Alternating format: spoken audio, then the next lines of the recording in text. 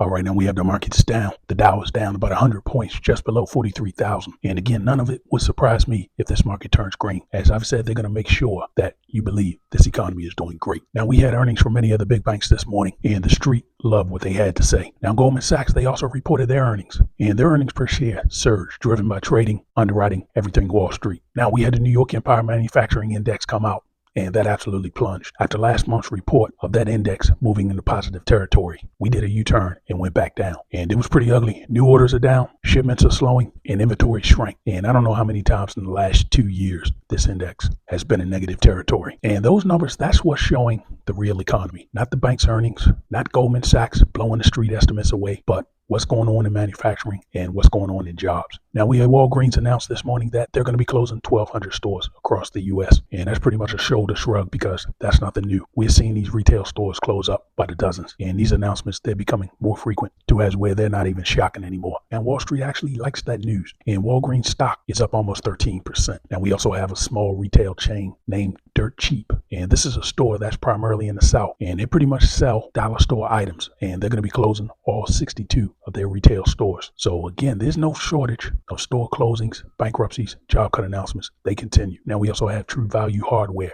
They announced that they're filing for bankruptcy. And after 75 years in business, they're going to be selling to their rival. And that's due to debt constraints. A lot of debt and not a lot of cash. Now the stores will remain open, but in time, this name is going to go bye-bye. Now there is some good news in this market. Oil is down almost 5%, back near $70 a barrel. And that's going to be good news for the U.S. consumer. That's going to mean prices at the pump, they're going to come down. And we have some of the precious metals up, gold and silver.